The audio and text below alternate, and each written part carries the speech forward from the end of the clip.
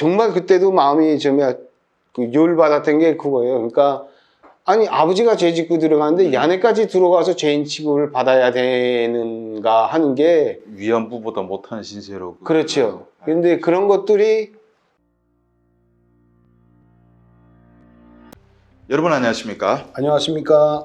오늘 시간에도 지난 시간에 이어서 평안남도 축산 과장을 지내시다가 오신 조충희 선생님 모시고 지난 시간에는 그 귀국자들만 구성된 교포사단의 실체에 대해서 우리가 처음으로 밝혀봤는데, 그때 어디서 끊어졌냐면 그 보이시돈 와가지고 막 그 친척이 오면 도청기를 막 붙이고 있으니까 말 조심해라 이런 거 하잖아요. 근데 거기까지 우리가 끊었는데 그 도청 당하다가 잡혀간 사람 무지 많죠. 그렇죠. 이제 예. 말반동이라고 해가지고 예. 일본이 북한보다 살기가 좋다. 예. 그러니까 이제 자본주의 사회주의 사회 우월성을 이제 선전하는 데다 대고 일본이 더 살기가 좋고 예. 그렇다고 이제 이야기를 해서 그때 이제 그 귀국자 전체 수가 한 9만 3천 명 정도 예, 되거든요. 근데 상당히 많은 사람들이 정치범 수용소로 이제 끌려갔습니다. 아니 근데 술 먹다가 야 일본 살 때가 좋았지 이런 말 할 수 있잖아요. 근데 그랬다고 다 정치범인가요? 그렇죠. 주변에도 있었습니까? 네, 그런 그때 사람? 그때 이제 저희 주변에도 네. 정말 이제 아무런 근거 없이 말 하나 잘못했다는 거로 해서 네. 간첩으로 몰린 사람들은 이제 정치범 수용소 가족이 통으로 다 갔고요. 네. 그 다음에 그게 이제 부류별로 이제 죄의 네. 그 깊이에 따라서 네. 죄가에 따라서 정치범 수용소 간 사람, 네. 그 다음에 이제 추방된 사람도 있어요. 추방된 사람. 뭐 양동, 맹산 네. 뭐 이런데 추방되는데 그것도 이제 일반 추방지가 아니고 그 약간 이제 닫힌 구역이라고 해서 다른 사람은 들어올 수 있는데 거기에 있는 사람은 밖으로 나오지 못하는, 네. 아마 이제 뭐 그 평안남도 양덕군 양덕에서 그다음에 이제 맹산, 네. 용원, 대홍 이런 쪽에 있는데 잠깐만요. 예. 여기 앞서서 우리가 좀 정리해 볼 거 있는데 예. 북한에서 제일 죽을 죄를 진 사람 뭐 총살하겠지만은 수감 시설에 봤을 때 제일 레벨이 높은 게 정치범 수용소죠. 예. 두 번째로 관리소. 예. 그러니까 우리 말하면 감옥, 교화소죠. 교도소. 그리고 세 번째 이제 닫힌 구역이라는 추방기지. 네, 추방기지가. 근데 한국 분들은 이 수용소하고 관리소는 아는데 추방기지를 몰라요. 그게 우리가 추방 보냈다 그러면 그냥 뭐 심심산골에 추방했다 이거 하고 아예 그냥 뭐 수용소처럼 나오지 못하게, 그런데 좀 관리소보다는 외부 사람들이 들어갈 수는 있는데 나오지 못하는 추방기지. 그리고 네 번째로 좀 보는 게 혁명화죠. 혁명화. 네 번째 혁명화 그 부류가. 그다음 예. 다섯 번째가 아마 노동단련대. 단련대. 단련대도 힘들지만 한 6개월 미만이니까. 그렇죠. 단련대는 한 마지막 이렇게 처벌 시스템이 돼 있는데 네. 한국이 아까 그 추방기지에 대해서 아는 사람이 없는데 아까 양덕 맹산 그 추방기지에 대해서 다 들어가 보셨습니까? 예, 제 그 친구가 네. 98년도인가 99년도인가 이때 이제 그 맹산에 추방기지에 갔어요. 왜 뭘 잘못했습니까? 근데 얘가 이제 그 중국에서 유학을 했거든요. 예. 그래서 얘가 이제 간단히 이야기하면 원래 속탄 대학에 다녔는데 예. 얘가 머리가 좋아가지고 예. 그 이제 카드 섹션 이게 이제 하는 거 예. 예. 섞어가지고 이제 던지면서 이제 36장인가를 기억을 해가지고 얘가 그 연락서에 뽑혔어요. 보고 몇 예. 장 기억하는가에 따라서 머리 똑똑하거나 예. 눈썰미 좋거나 해서 뽑아간다는 그렇지. 거죠. 뭐 집중력 뭐 이런 것들을 이제 테스트해서 거기서 뽑혀가지고 연락소에서 3년 훈련 받고 중국의 청와대학 가서 이제 유학을 하고.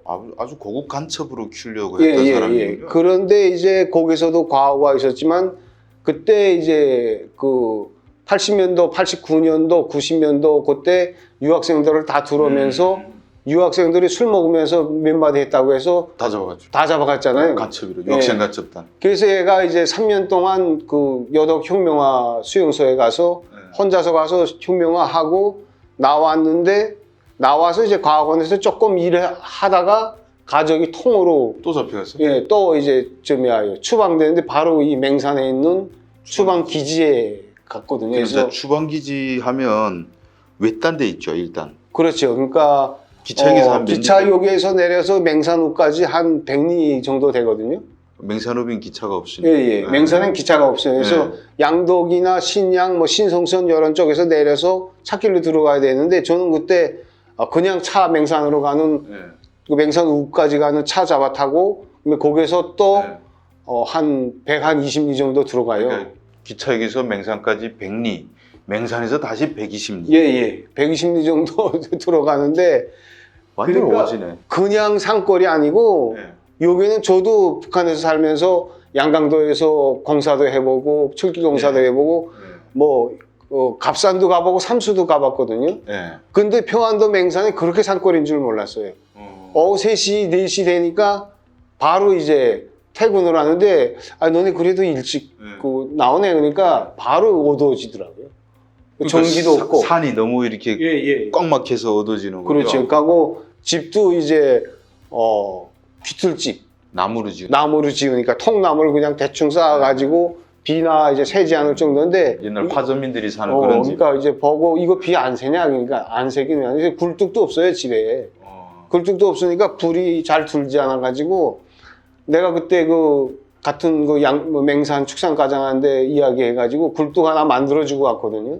그 최고의 간첩 훈련 받은 사람이 그쪽 가서 그렇게 짐승같이 살고 있는데 근데 그 들어갈 때 무슨 승인 절차가 복잡합니까? 그렇죠. 그러니까 이제 그 들어갈 수는 있는데 들어갈 때 보이지돈하고 안전하는데 사전 통보를 해야 돼요. 그러니까 뭐 보이지돈이 가서 뭐 예를 들어서 내가 뭐 학철이면 학철이 만나러 왔다 하면 왜 그러니까 이제 왜 만나려고 하나 그래서 뭐 아프다 그래서 가서 이제 이야기도 좀 하고 하룻밤 자고 가려고 한다.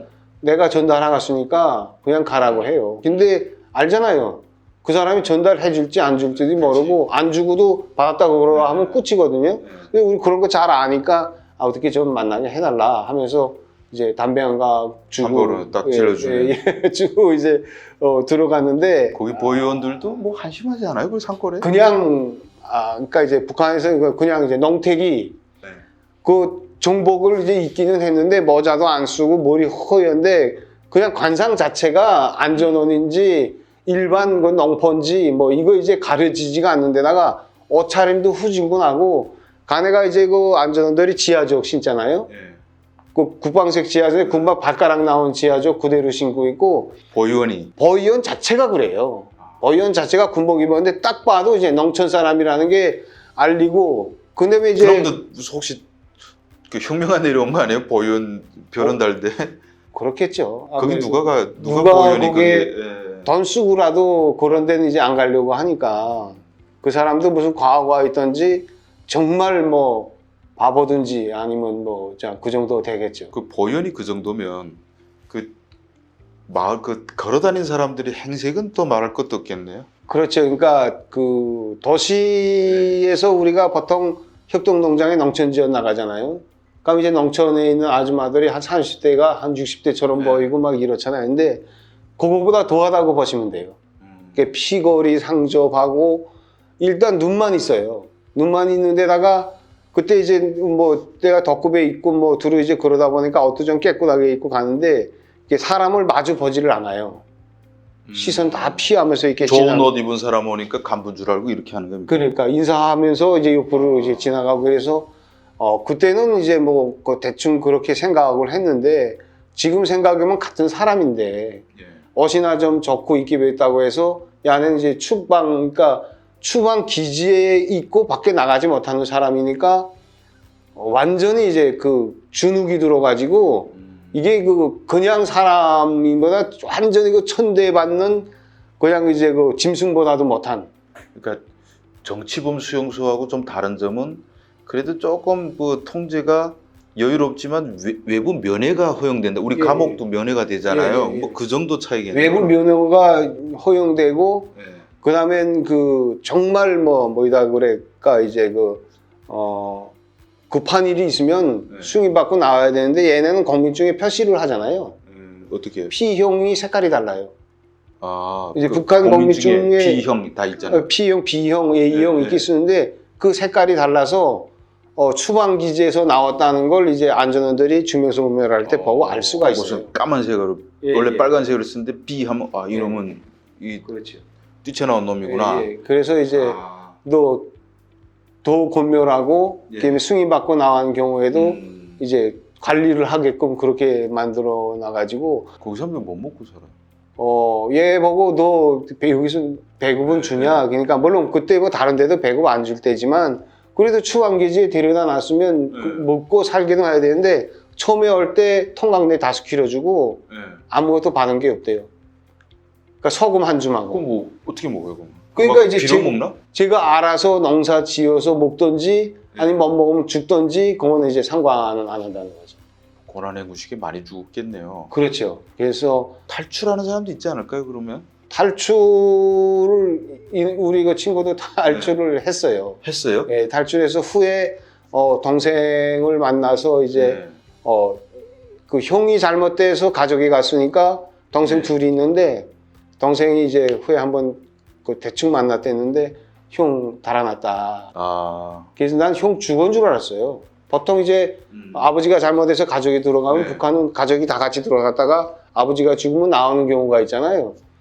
근데 이제 그래서 난 죽은 줄 알았는데 달아났다 그러더라고. 그래서 제가 뭐 어디 달아난지 모르긴 하겠지만 죽었는지 달아났는지도 사실은 정확치 않죠. 달아나다 죽으면 그 뭐 음. 그냥 죽이고 뭐 주변에 알리지도 않으니까 그렇죠. 잡히면. 근데 거기는 뭐 산세가 험해가지고 길을 그냥 잃기가 쉽다 그러던데요. 그러니까 우리가 이제 정치범수용소 그다음에 관리소에 대한 얘기는 많이 들었는데 이렇게 추방기지라는 새로운 인권 유린의 지역이 있다는 사실은 한국에 알려지지 않아서 이것도 이제 우리가 널리 알려야 되는데 근데 그 교육자 중에서 뭐 추방기지 말고 수용소 갔다가 살아나온 사람은 있나요? 그렇죠. 그러니까 네. 제가 이제 북한에서 귀국자들이 정치범수용소에 끌어갔다가 70년대 초반이거든요. 네. 70년대 초반에 정말 많은 사람들이 간첩으로 몰려서 끌려갔는데 말 잘못했다고. 예, 그러니까 저희 친구예요. 저 같이 공부하던 그 여자인데 네. 얘가 12살 되던 때에 그 이민학교 3학년인가 4학년인가 그때 이제 아버지가 말 잘못해서 또 이제 말 잘못한 거야. 아 일본 때가 괜찮았어. 뭐 뭐 이런 정도? 그 정도 이제 해서 얘네가 이제 북창에 tuk장지구가 있거든요. 거기는 진짜 정치범 예, 수용소네.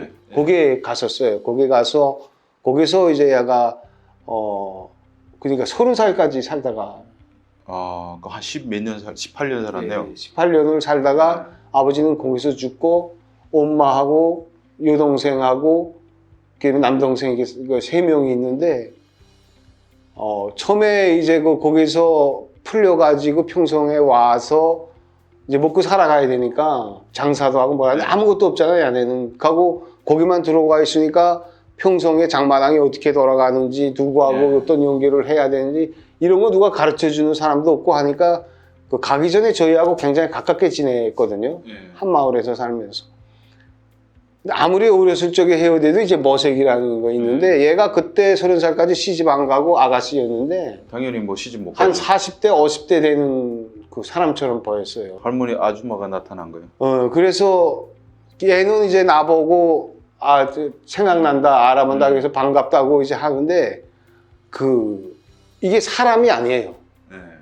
사람이 아니고 피골이 상접하고 뼈만 진짜 보통 우리 그런 말 하잖아요. 이제 가죽에 그러니까 뼈에 가죽 씌워난 것 같고 갈비뼈가 뭐 피아노 건반 걷다 뭐 이런 이야기를 많이 하는데 이게 그냥 여자인지 남자인지가 이제 모를 정도로 그냥 아까 이제 머리도 그때 금방 나왔으니까 거기 이제 짧게 머리 깎잖아요 여자들. 그러니까 짧게 머리 깎은 거가 이제 그대로 있고 저희 아버지 어머니가 너무 거기 안에 보고 마음이 이제 아파서 같이 있으면서 한 10일 동안 영양 보충을 해줬거든요. 뭐 죽도 써먹이고 뭐 우리가 있으면 거기도 사다가 뭐 이렇게 이제 하면서 한 10일 되니까 얘네가 이제 얼굴이 발길이하게 돼요.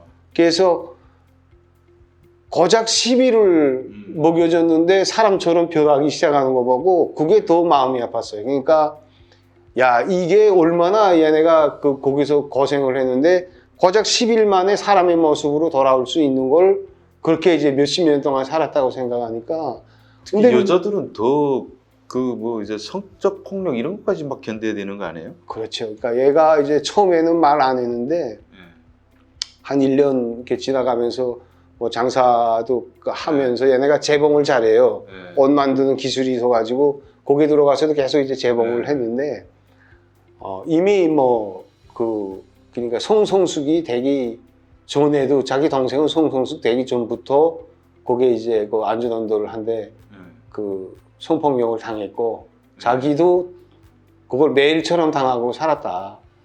그냥 그래서 그냥 성폭력 당한 그런 거는 있을 수 있는 일처럼 생각을 하더라고요. 그래서 이게 정말 그때도 마음이 좀 열받았던 게 그거예요. 그러니까 아니 아버지가 죄 짓고 들어가는데 야네까지 들어가서 죄인 취급을 받아야 되는가 하는 게 위안부보다 못한 신세로. 그렇죠. 근데 그런 것들이 이제 많이 알려지지 않고 근데 얘네가 또 다 이뻐요.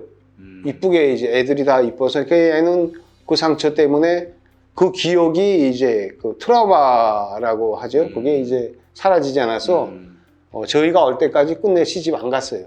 그러니까 제가 이제 걔가 50대 되도록 시집 안 갔고 여동생은 시집 가기는 했는데 남동생은 또 뭐 지나가다가 이렇게 누가 뭐 던지는 돌에 맞아가지고 이제 바보가 돼가지고 야가 이제 누나가 남동생을 또 이제 케어하면서 이제 살고 있는데 뭐 그런 대로 지금은 뭐 조금씩 살고는 있지만 그런 이제 그런 기국자들이 한둘이 아니라는 거예요. 제가 아는 사람만 해도 정치범수용소에 갔다가 나오지 못한 사람도 있고 또 뭐 사실 이거는 조금 그렇긴 하지만 저희 그러니까 할머니의 남동생도 이제 여덕에 가서 돌아가셨거든요. 그래서 그분의 자녀들도 한국에 와 있긴 와 있어요. 근데 일단은 그분도 단천에서 살다가 사진사 하다가 말 잘못해서 들어가서 이제 돌아가는데 실질적으로 이거는 이제 그런 사람들이 정말 한둘도 아니고 일본에 있는 사람들도 아는 사람들이 많아요. 그러니까 자기 친척들이 가는데 없어져서 알아보니까 정치범 수용소에 갔다 그래가지고 엄청나게 이제 그 마음 고생, 그 아픈 마음을 안고 사는 사람들이 많죠. 뭐 일본에 친척 있는 교포들한테 이렇게 할 정도인데 뭐 북한 내부에 있는 사람들이 또 말할 거 있겠습니까? 그래서 제가 이런 얘기는 진짜 제가 뭐 페이스북이나 인터넷 보게 되면 뭐 북한하고 평화롭게 지내야지 뭐 있다 뭐 이런 얘기들이 있는데 물론 북한하고 평화롭게 지내지만은 우리가 북한 지도부하고 북한 고통받는 북한 인민들하고는 구별해 봐야 된다는 거죠. 그러니까 김정은한테 잘 보이겠다고 우리가 북한 동포들을 무시하지 말고 그리고 이런 증언을 다 가짜 취급하는 인간들 그러니까 북한에 사이좋게 지냅시다 하면 이런 증언은 귀 막고 안 들어요. 근데 뭐 저도 이렇게 얘기 듣지만은 저 대학 때 저희 위탁년에 김다련 부총리 딸이 있었습니다. 그러니까 부총리 딸이니까 퀸카였죠. 남학생들이. 근데 아버지가 숙청되니까 수용소 갔어요. 그러니까 그 아름다운 아가씨가 부총리 딸로서 막 선망받던 애, 그냥 가자마자 저는 좀 내막을 알아가지고요. 야, 제가 그냥 오늘 밤부터 어디 가서 진짜 돌아가면서 성폭행 당하겠구나. 그 킹카로 살던 여자 하루아침 운명이. 그럼 보통 뭐 자살하거나 뭐 그렇게 되잖아요. 야, 그런 진짜 하루아침 운명이 그냥 노예가 될 수 있는 사회. 이런 사회가 21세기 어디 있습니까? 오늘도 또 좀 참 할 말을 잃게 되는데 오늘 조 선생님하고 함께 이 북한의 현실에 대해서 다시 한번 인권에 대해서 생각해보는 시간 가졌습니다. 예, 긴 시간 동안 시청해 주신 모든 분들께 진심으로 감사드립니다. 감사합니다.